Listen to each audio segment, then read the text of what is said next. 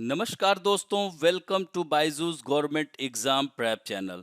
दोस्तों, आज हम लोग डिस्कस करेंगे डेली करंट अफेयर में 13 जून 2021 के न्यूज़पेपर में से, जो कि आपके exam CHSL, combined graduate level, NTPC, intelligence bureau, CPSI, Delhi police, UPSI, Bihar police and state services UPPCS, Bihar, Rajasthan, Jharkhand, Chhattisgarh, MP के साथ साथ बैंकिंग अवेयरनेस के लिए भी यह लाभदायक सिद्ध होगी। तो आइए एक एक करके डिस्कस करते हैं। नेशनल अफेयर यानी राष्ट्रीय मामलों में पहली खबर है, DCGI approves clinical trial of colchicine. यह दवा है। The drug controller general of India, जिसे DCGI, इसका फुल फॉर्म भी याद रखिएगा, has given approval to CSIR and Luxide Life Science Private Limited for clinical trial of colchicine drug on COVID-19 patient। तो यह जो कोल्चिसिन दवा है, इसके क्लिनिकल परीक्षण को मंजूरी दे दी है। किसने? DGCI ने दी है। तो Ram Vishwakarma, adviser to the director general of CSIR, inform that the use of colchicine along with usual care treatment will prove to be helpful for COVID-19 patients suffering from heart disease. इसमें यह जो है काफ़ी मदद कर रही है।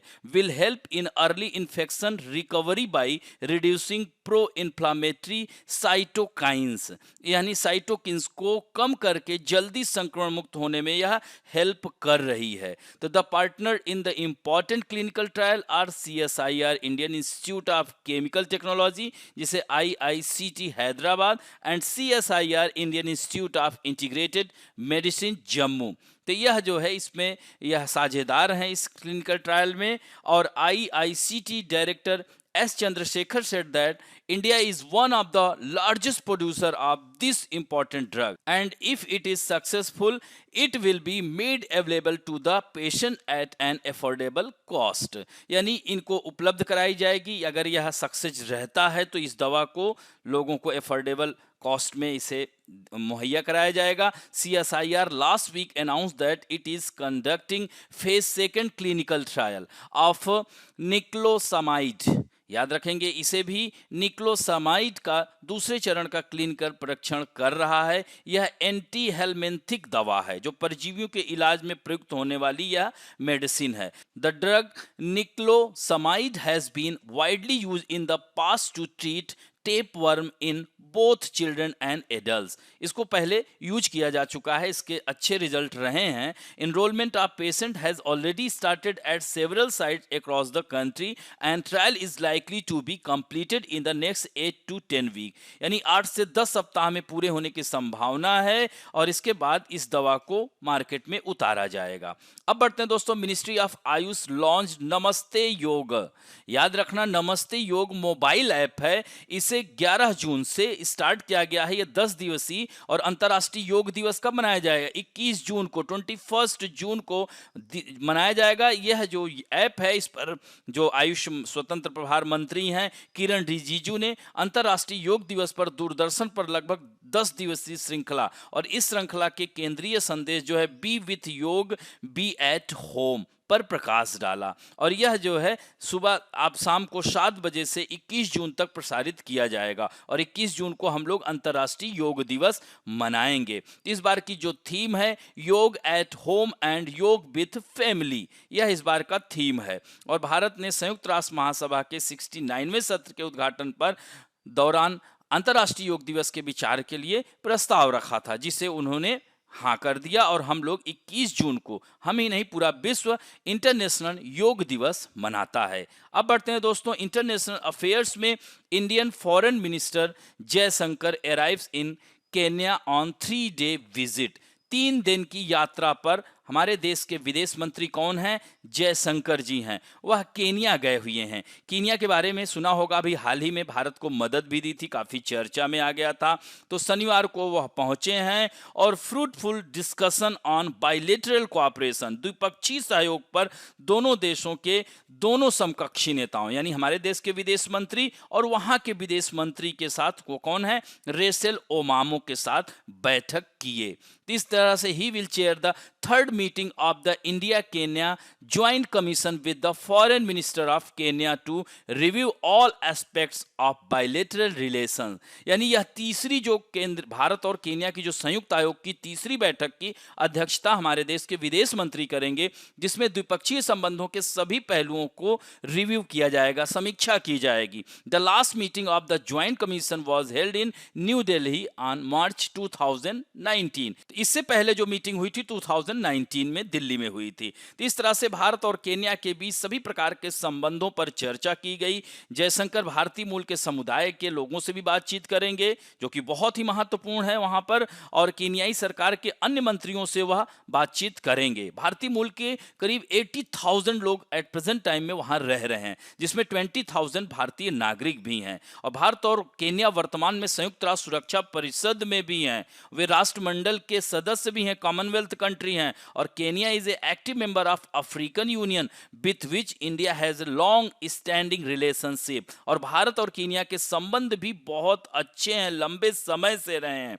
थोड़ा सा केन्या के बारे में देख लीजिए। यह पूर्वी अफ्रीका के तट पर स्थित देश है। देख रहे हैं ना, इंडियन ओशियन को भी यह स्पर्श करता है। इक्वेटर विषुवत रेखा इसके बीचों बीच से होकर गुजरती है। यहां पर बहुत ही इंपॉर्टेंट है चाल्बी डेजर्ट, याद रखना, सीधे पूछ लेगा चाल्बी डेजर्ट किस देश में है, तो यह जो है कीनिया में। और यह इथोपिया को टच कर रहा है, इधर युगांडा को कर रहा है। तो इथोपिया की कैपिटल क्या है? आदिस अबाबा है। साउथ सूडान की कैपिटल जुबा है। युगांडा की कंपाला है। और लेक विक्टोरिया को, it is largest lake in Africa continent, Africa महाद्वीप की सबसे बड़ी झील है लेक विक्टोरिया। यहीं से नाइल रिवर भी गुजरती है, देख रहे होंगे, यहां से गुजरती है, तो यह यहीं से निकलती है, ध्यान रखेंगे। और यहां तंजानिया को भी टच करता है, जिसकी कैपिटल डोडोमा है। और highest peak of Africa continent is mount Kilimanjaro situated in Tanzania. ये देख रहे हैं ना, बाउंड्री पर ही है तंजानिया और कीनिया। और कीनिया का जो हाईएस्ट पीक है माउंट कीनिया।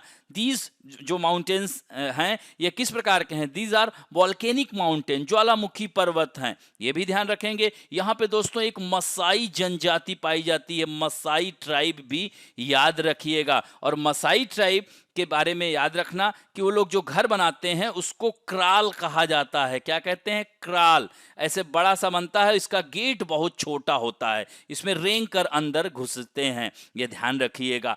अब बढ़ते हैं दोस्तों नेक्स्ट न्यूज की ओर। G7 leader launch build back better world, यानी B3 वर्ल्ड प्रोजेक्ट। और कहा जा रहा है कि यह चीन के बिल्ट एंड रोड जो इनिशिएटिव है, चाइनाज बिल्ट एंड रोड जो प्रोग्राम है, परियोजना है, उसके मुकाबले में इस योजना को G7 के नेताओं की जो बैठक हो रही है कार्बिस बे में, वहां पर यह निर्णय लिया गया है। तो G7 नेताओं ने गरीब देशों में बुनियादी ढांचे की परियोजनाओं में मदद करने के लिए इस योजना को लॉन्च किया है। इसका नाम क्या है? Build back better world. याद रखेंगे इसको, यानी यह चीन की बिल्ट एंड रोड का जवाब माना जा रहा है। और यह अमेरिका की पहल पर इसको शुरू किया जा रहा है। तो चीन के $1 ट्रिलियन के प्रोजेक्ट बिल्ट एंड रोड के हिस्से के रूप में छोटे देशों को असहनीय ऋण के साथ परेशान करने के लिए चीन की व्यापक रूप से आलोचना की गई है। यानी आप देख सकते हैं कि चाइना इन जिन देशों से यह गुजर रहा है बिल्ट एंड रोड प्रोजेक्ट, उन देशों को ऋण दे देता है। और इसको कहा जाता है ऋण जाल कूटनीति, इसको कहते हैं डेब्ट ट्रैप डिप्लोमेसी। इसके माध्यम से उस देश पर अपना कब्जा जमा लेता है। जैसे आप देख सकते हैं श्रीलंका की स्थिति, आप देख रहे हैं, अपने दक्षिण में स्थित देश है, वहां का हम्बन टोटा, ट्रैंकोमाली, इन सब पर अपना बेस बना लिया, 99 ईयर के लिए लीज पर ले लिया है। पहले ऋण दिया और उसके बाद उसको ऋण नहीं दे पाता तो उस देश के ऊपर इस तरह का दबाव बनाता है। तो इस तरह की खबरें आ रही हैं, लोगों का मानना है, ये ध्यान रखेंगे। और व्हाइट हाउस ने कहा है कि G7 समान रूप से वैश्विक होगी, इसमें $40 ट्रिलियन से अधिक की जरूरत है। और यह B3W यह लॉन्च किया जा रहा है छोटे विकासशील देशों के लिए, वित्त पोषण, पर्यावरण सुरक्षा, इन सब के लिए जो है यह योजना, यानी सैकड़ों अरबों डॉलर के बुनियादी ढांचे के निवेश को यह उत्प्रेरित करेगी। तो इस तरह से ध्यान रखेंगे। तो B3W will collectively catalyse hundreds of billions of dollars of infrastructure investment for low and middle income countries in coming year। यानी यह निम्न और मध्यम आय वाले देश के लोगों के लिए सामूहिक रूप से सैकड़ों अरब डॉलर के बुनियादी ढांचे के निवेश को यह उत्प्रेरित करने करने का कार्य करेगी। कौन सी? B3W यह योजना, ये ध्यान रखेंगे। अब बढ़ते हैं दोस्तों इन्वायरमेंट एंड इकोलॉजी में। State of India's environment 2021, the incidence of forest fire increase along with the temperature. दोस्तों आप लोग सुनते होंगे अक्सर कि उत्तराखंड में आग लग गई, झारखंड में आग लग गई, अमेरिका के जो है दक्षिण अमेरिका के ब्राजील के अमेजन के जंगल में आग लग गई, ऑस्ट्रेलिया का पूरा कंगारू आइलैंड पूरा जल गया। तो ये सब क्यों हो रहा है? ड्यू टू क्लाइमेटिक इफेक्ट या ड्यू टू क्लाइमेटिक चेंज, यानी यह जलवायु परिवर्तन की वजह से हो रहा है। तो about 1/3 of the world, that is about 406 crore hectare of the earth is covered by forest, यानी विश्व का 1/3 यानी धरती का 1/3 हिस्सा जंगल है। और लेकिन इनकी संख्या क्या हो रहा है? धीरे धीरे डाउन हो रही, डिक्रीज हो रहा है। तो every 5 year the Global Forest Resource Assessment 2020 report the Food and Agriculture Organization of United Nation state that 1990 to 2020 about 42 crore hectare of forest were cut down. सोचिए 1990 से 2020 के बीच में करीब 42 करोड़ हेक्टेयर क्षेत्र में लगे जंगलों को काट दिया गया। अब सोचिए ये हमारे लिए कितने किफायती हैं। मई 2021 में जारी संयुक्त राष्ट्र की नई report the state of finance for nature में वनों की बहाली और संरक्षण पर भी जोर दिया गया है। It has also been said that a total 14.7 lakh crore will be needed globally for solution based on it, including the management, conservation and restoration of forest. यानी इनकी जो है वनों के प्रबंधन की, संरक्षण की, बहाली सहित उस पर आधारित समाधानों के लिए वैश्विक स्तर पर 14.7 लाख करोड़ रुपए की जरूरत है। By doing this the forest and agroforestry area can increase by about 300 million hectare by 2050। ऐसा करने पर कृषि वानिकी क्षेत्र में हम लोग 2050 तक 30 करोड़ हेक्टेयर की वृद्धि कर सकते हैं। और अगर भारत के पॉइंट ऑफ व्यू से देखा जाए, from the point view of India, a large part of India's population is dependent on forest for employment. सोचिए आज भी भारत का एक बड़ा हिस्सा रोजगार के लिए वनों पर आश्रित है और हम वनों को काटते जा रहे हैं, चारों तरफ कंक्रीट के जंगल बिछाते जा रहे हैं। It is mentioned in the above report found that out of 136 countries included in the assessment report, India has the highest number of people getting employment due to forest। सोचिए विश्व की जो मूल्यांकन रिपोर्ट आई है उसमें 136 देशों में से जंगल की वजह से जो रोजगार पाने वालों में सबसे अधिक संख्या हमारे देश की है। यानी in these countries about 125 million people have got employment due to forest area, while 50% of these people, that is about 62.3 lakh people, are from India। सोचिए 125 मिलियन में 62.3 लाख लोग भारत से हैं, यानी लगभग 50% जंगलों से हम लोगों को रोजगार मिलता है और हम इन जंगलों को ही समाप्त करते जा रहे हैं। तो forest like all the ecosystem provide direct and indirect economic, physical, physiological and emotional और सोशल बेनिफिट टू ह्यूमन। यानी अप्रत्यक्ष या प्रत्यक्ष रूप से यह वन हम लोगों को फायदा देते हैं, चाहे हमारा जलवायु परिवर्तन हो, चाहे आर्थिक दृष्टिकोण से हो, सामाजिक दृष्टिकोण से हो, भावनात्मक, सभी तरीके से यह वन हमें लाभ देते हैं, लेकिन हम उनको नुकसान पहुंचा रहे हैं। सोचिए कितनी गलत बात है। तो even 6 of the sustainable development जो SDG गोल है उसमें भी इसको वानिकी गतिविधियों को शामिल किया गया है। As such the first goal is to reduce poverty and income from कहां forest product has been included to reduce poverty। यानी गरीबी, यहां पर देखिए ये पॉइंट दिया हुआ है। वनों की दशा में अगर हम बात करेंगे, पारिस्थितिकी जो सेवाएं देता है, इकोनॉमिकल जो हम लोगों को सर्विस प्रोवाइड करता है, भारतीय वन लकड़ी या गैर लकड़ी वन उत्पाद, इसको क्या कहेंगे, नॉन टिम्बर जो है वुड प्रोडक्ट इसको कहते हैं। इसके माध्यम से देखिए यहाँ पर पूरा ईयर वाइज दिया है, इसको देखिएगा कैसे बीच में बढ़ा था लेकिन अब देखिए घट रहा है, तो सेवाएं घट रही हैं। तो इस बात का प्रमाण है कि हम लोगों ने अपने जो नेचुरल रिसोर्सेज हैं उनका बहुत ज्यादा मात्रा में दोहन कर दिया है। यही कारण है देखिए अब ये घट रहा है, तो ये जरूर इसको देखिएगा। एंड यहाँ पर देखिए क्या है, वनों की पारिस्थितिक सेवाएं, तो गरीबी दूर करने में, यानी नो पॉवर्टी, तो वनों उत्पाद को बेचेगा, बनाएगा, उससे जो है जैसे आप देखिए हैंडमेड जो ट्राइबल रीजन में आप देखिए कितने अच्छे अच्छे बना करके प्रोडक्ट बेचा जा रहा है, सरकार इस पर बहुत सारा पैसा खर्च कर रही है। और जलवायु, यह जो है क्लाइमेट को भी बचाने का कार्य करता है। कार्बन कैप्चर एंड भंडारण, यह जो है ऑक्सीजन के कह सकते हैं, अमेजन के वर्षावन विश्व का 20% ऑक्सीजन मुहैया कराता है। स्वास्थ्य औषधि पौधे, यानी इसमें क्या है, मेडिसिनल प्लांट वगैरह सब इन्हीं जंगलों से ही तो पाए जाते हैं। और भूमि जैव विविधता, हमारी बायोडाइवर्सिटी को बचाते हैं। भूख, जंगली फलों और शिकार से पोषण होता है, यह सब जो है इसी से मिलता है। और पानी और सिंचाई के लिए ताज़ा पानी, ये देख रहे हैं ना, ये पूरा इसको देखेंगे आपका इसी से समझ में आ जाएगा। तो ये पॉइंट दिए हैं। इसे वनों से प्राप्त लकड़ी जैसे की संपत्ति से इसे जोड़ा जाता है।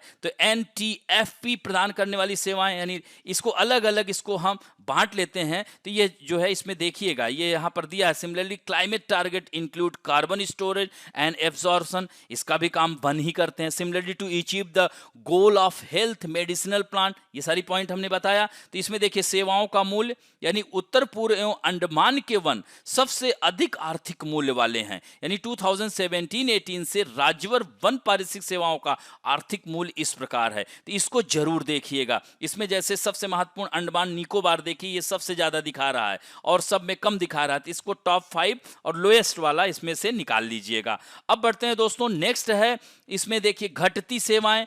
तो इन 32 राज्यों और केंद्र शासित प्रदेशों में जो लकड़ी पारिस्थितिक का मूल्य कम हो रहा है। हालांकि तमिलनाडु, जम्मू कश्मीर, गुजरात और महाराष्ट्र में वृद्धि देखी गई है। तो देखिए कहां कहां माइनस दिख रहा है, इसको अलग कर लीजिए और प्लस वाले को अलग कर लीजिए। तो देखिए गुजरात में 2% है, यहां पर दिया है ना। तमिलनाडु, महाराष्ट्र यहां पर देखिए दिखा रहा है। तो जम्मू कश्मीर में 30% दिखा रहा है, तमिलनाडु में 60%। इसको जो है यहीं से आपको फैक्ट निकालना है। और यहां पर देखिए एनटीएफपी, इसका मतलब क्या हुआ कि नॉन, यानी गैर जो है लकड़ी वन उत्पाद इसको कहेंगे। तो यानी नॉन टिम्बर फॉरेस्ट प्रोडक्ट। तो मणिपुर कर छोड़कर सभी राज्यों और केंद्र शासित प्रदेशों में एनटीएफपी मूल्य कम हो रहा है। यानी 25 राज्यों में एनटीएफपी मूल्य में 30% से अधिक की गिरावट। तो ये सारे आंकड़े देखेंगे तो अपने आप आपको एनालिसिस कर लेंगे, आसानी से आपको पता चल जाएगा, इसी में से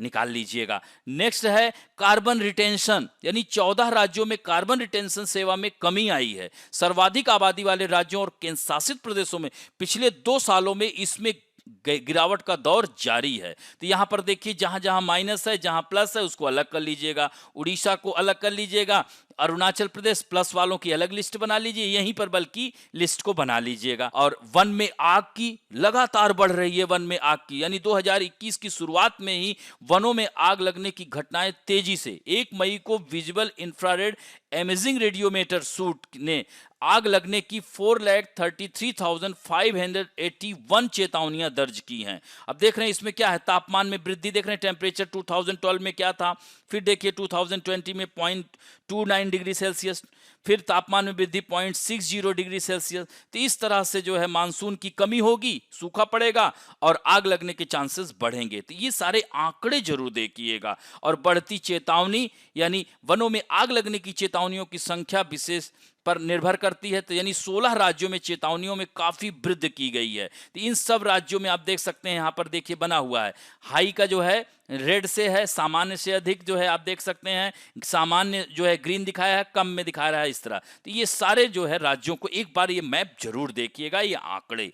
अब बढ़ते हैं दोस्तों various national international personality news में हम बात करेंगे रेबेका ग्रीनस्पैन को संयुक्त राष्ट्र महासभा ने व्यापार और विकास पर संयुक्त राष्ट्र सम्मेलन, जिसे अंकटाड कहते हैं, United Nation conference on trade and development के अध्यक्ष पद के लिए नामांकन को मंजूरी दे दी है। और यह इन महिला, याद रखिएगा, ये कोस्टा रिका की हैं। यह वाइस प्रेसिडेंट भी रह चुकी हैं और इकोनॉमिस्ट भी हैं कोस्टा रिका की। अर्थशास्त्री रेबेका ग्रीनस्पैन व्यापार और विकास को बढ़ावा देने वाली संयुक्त राष्ट्र एजेंसी का नेतृत्व करने वाली यह पहली महिला और मध्य अमेरिकी की पहली महिला होंगी।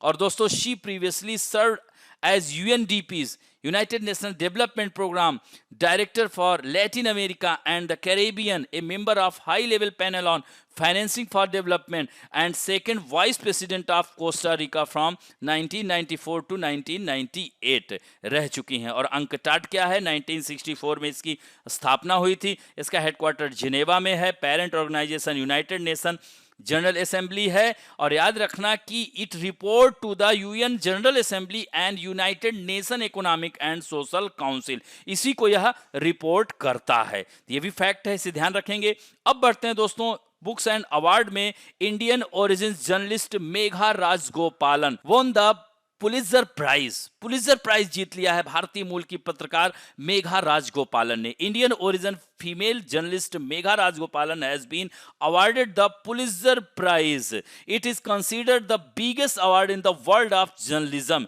यह विश्व का सबसे बड़ा, कह सकते हैं पत्रकारिता के क्षेत्र का सबसे बड़ा पुरस्कार होता है। तो Megha Rajagopalan export the lies of China in front of the world. जो चाइना विश्व के सामने झूठ बोल रहा था उसको इन्होंने एक्सपोज किया है। यही कारण है कि इनको जो है पुलित्जर अवार्ड मिला है। तो मेघा ने अपनी रिपोर्ट्स में चीन के डिटेंशन कैंपों में लोगों को दी जा रही यातनाओं की सच्चाई को उजागर, यानी वहां पर जो उइघुर मुस्लिम है उनके साथ बहुत ज्यादा अमानवीयपूर्ण व्यवहार कर रहा है, तो बहुत ही अनएथिकल उसके साथ व्यवहार कर रहा है। यही कारण है कि इन्होंने इसको न्यूज में दिया और इन्हें यह अवार्ड मिला उइघुर मुसलमानों के प्रति। और दोस्तों यह जो है याद रखेंगे कि पुलित्जर अवार्ड पिछले साल भारत के 3 जो है पत्रकारों को दिया गया था, और इस बार भी राजगोपालन के साथ भारतीय मूल के ही पत्रकार नील वेदी को स्थानीय रिपोर्टिंग, इसमें 22 कैटेगरीज होती हैं याद रखना, और $15,000 रुपीज इसमें अवार्ड में मिलता है। पहले $10,000 था,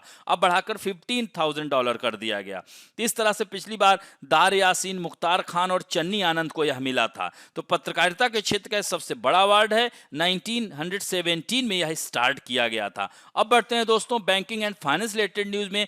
SBI, State Bank of India, corona मतलब उपचार संबंधी खर्चों के कारण वित्तीय तनाव, यानी कोरोना की वजह से जो फाइनेंशियल स्ट्रेस है उसको कम करने के लिए स्टेट बैंक ऑफ इंडिया ने राहत प्रदान की है, और वह नाम क्या है? कवच पर्सनल लोन शुरू कर दिया है। तो बैंक ने एक अनूठी जो है योजना शुरू की है, कवच पर्सनल लोन लॉन्च किया है।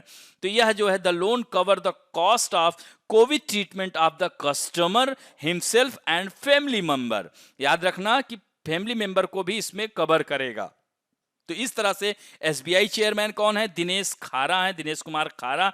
इन्होंने ही इस प्रोडक्ट को लॉन्च किया है। इस योजना के तहत 60 महीने के लिए 8.5% प्रति वर्ष की प्रभावी ब्याज दर पर 5 लाख रुपए तक का पर्सनल लोन हासिल कर सकते हैं। तो यह बहुत ही महत्वपूर्ण है योजना, ध्यान रखेंगे। एसबीआई के बारे में जान लीजिए। चेयरपर्सन कौन है? तो दिनेश कुमार खारा हैं। हेडक्वार्टर मुंबई है।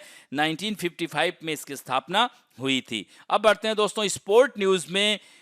क्रेजिस्कोवा विन फ्रेंच ओपन 2021, यानी फ्रेंच ओपन की कह सकते हैं मलिका इस बार बनी है चेक रिपब्लिकन कंट्री की बारबोरा क्रिजिकोवा ने रूस की अनस्तेसिया पावलिचनकोवा को 2-1 से हरा करके यह खिताब, इनका पहला ग्रैंड स्लैम खिताब है।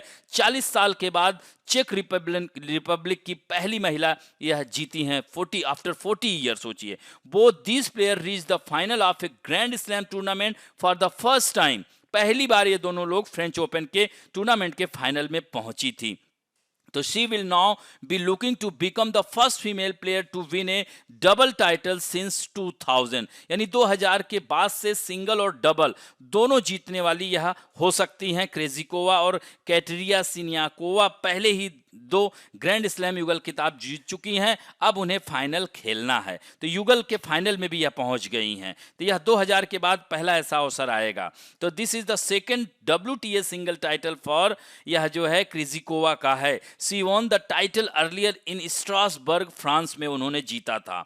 तो फ्रेंच ओपन महिला वर्ग में लगातार 6ठी बार कोई नई चैंपियन बनी है, यानी हर साल यहां पर उलटफेर होता है, कोई नया ही खिलाड़ी जीतता है फ्रेंच ओपन को। अब बढ़ते हैं दोस्तों इंपॉर्टेंट डेज में। आज इंटरनेशनल एल्बिनिज्म अवेयरनेस डे है। 13 जून को मनाया जाता है हर साल।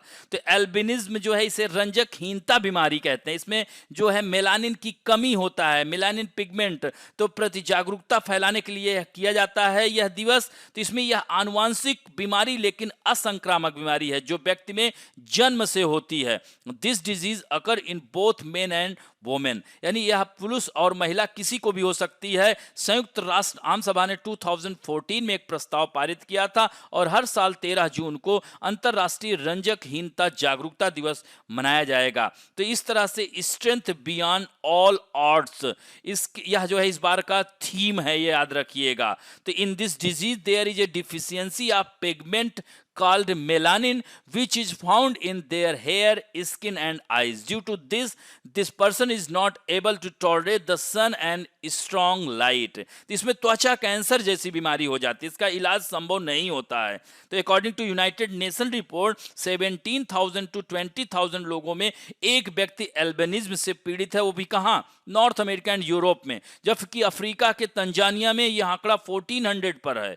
वहीं जिम्बाब्वे में 1000 पर एक व्यक्ति है। भारत में भी अभी आंकड़े ठीक से नहीं है, लेकिन करीब 1 लाख से ज्यादा इसके मरीज हैं।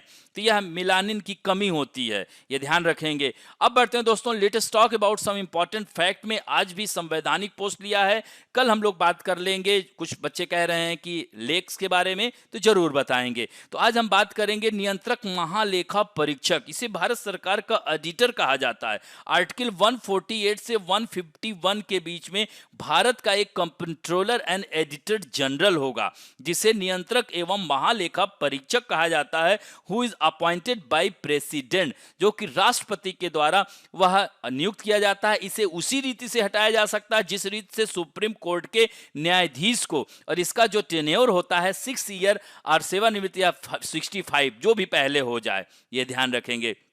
A person appointed as a CAG take oath before the president before assuming his office as per the third schedule. अनुसूचियां आपने सुना होगा 1 to 12, कुल 12 अनुसूचियां हैं। तो पहली अनुसूची क्या कहता है, भारत राज्यों का संघ होगा। दूसरी अनुसूची क्या कहता है, दूसरी अनुसूची में क्या है, जितने भी हायर पोस्ट हैं, जैसे मैंने कैग बताया, इन सब के लिए जो है यह मतलब वेतन है। वेतन के बाद तीसरी अनुसूची में क्या है, तीसरी शेड्यूल में शपथ है। जैसे आप कोई फॉर्म भरने जाते हैं, सबसे पहले क्या देखते हैं, सैलरी कितनी है, तो सैलरी जब है तभी तो आप शपथ लेंगे। तो तीसरे में क्या है, टेक ओथ एंड अफर्मेशन, तो यह राष्ट्रपति के समक्ष शपथ लेता है तीसरी अनुसूची के आधार पर। और डॉक्टर भीमराव अंबेडकर ने कहा है कैग के बारे में कि यह भारतीय संविधान का 4th पिलर है, यानी इससे पहले सर्वोच्च न्यायालय, लोक सेवा आयोग, चुनाव आयोग के बाद चौथा यह प्रमुख स्तंभ है। और इसका कार्यकाल, वेतन, सेवानिवृत्ति, ये सब संसद द्वारा पारित किए गए कानून के आधार पर किया जाता है। और यह भारत सरकार की राज्य सरकार के व्यय के खातों का लेखा जोखा सब यही करता है। आर्टिकल 149 में इसके कर्तव्य और शक्तियां हैं। इसे लोक लेखा समिति का फ्रेंड कहा जाता है। He audit the consolidated fund of India and the consolidated fund of each state and the consolidated fund of each union territory state, इन सब का जो है ऑडिट करता है। Similarly audit the expenditure of each state and the contingency fund of India, आकस्मिकता निधि के व्यय का भी यही ऑडिट करता, बहुत ही इंपॉर्टेंट पोस्ट होता है। और presently Girish Chandra Murmu is the, याद रखिएगा, Girish Chandra Murmu is the 14th controller and auditor general of India. He is also the chairman of the United Nation panel of external auditor. और पहले जो थे वी नरहरि राव साहब थे 1948 से 1954 तक, ये भी पॉइंट याद रखेंगे। अब बढ़ते हैं दोस्तों आप लोगों के सेक्शन में, जो कि बहुत ही अच्छा उत्तर दे रहे हैं। आज उत्तर देने वालों में है रोली सरोज, श्रवण खालिंग, हरिकेत सिंह, विवेक यादव, दिव्यांशी सिंह, अंकिता राठौर, अदिति, हेमंत शर्मा, विनोद जायसवाल, सूरज उपाध्याय, पृथ्वी, अरिंदम अधिकारी, मोनी गुप्ता, आर्ची तिवारी, आयशा रहमान, अनुराग उपाध्याय, सोमनाथ गराड, एकता, नाइम अंसारी, मोहम्मद हसन, चंदन कुमार, आरिफ अहमद, नीतीश शुक्ला, इतने लोगों ने कमेंट और उत्तर दोनों दिए हैं। आशा करता हूं कि आज और ज्यादा से ज्यादा लोग उत्तर देंगे। तो पहला प्रश्न है, recently the drug controller general of India has given approval to CSIR and Laxai Life Sciences Private Limited for clinical trial of which drug on COVID-19 patient?